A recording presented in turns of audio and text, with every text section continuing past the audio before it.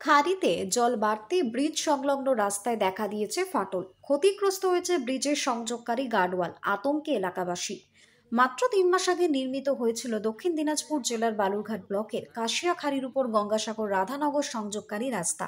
কিন্তু সামান্য বৃষ্টিতে খাড়িতে জল বাড়তে ব্রিজ সংলগ্ন রাস্তায় দেখা দিয়েছে ফাটল। কিছু অংশ বসেও গিয়েছে। ক্ষতিগ্রস্ত হয়েছে ব্রিজের সংযোগকারী গার্ডওয়ালও। এতে আতঙ্ক ছড়িয়েছে জলঘর গ্রাম পঞ্চায়েতের গঙ্গাসাগর রাধানগর সহ আশেপাশের একাধিক গ্রামে।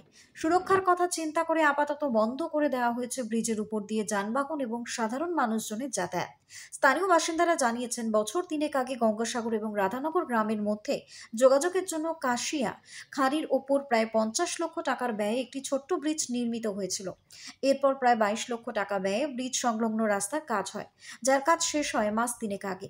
তবে বর্ষা শুরুর আগেই রাস্তার এই বেহাল দশাকে ঘিরে উঠেছে নিম্নমানের নির্মাণ কাজের অভিযোগ। স্থানীয়দের অভিযোগ যে সঠিক পরিকাঠামো ছাড়াই তড়িঘড়ি করে কাজ শেষ করাতেই মূলত এই পরিস্থিতি।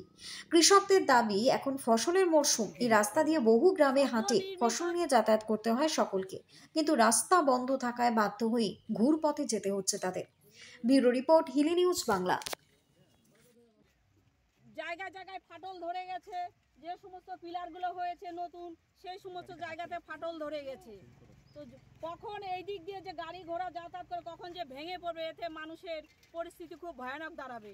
এই জন্য বলা হচ্ছে পশ্চিমবাংলার মাননীয় মুখ্যমন্ত্রী যে চোর মমতা আছে, তাকে গদি থেকে পদত্যাগ করা উচিত।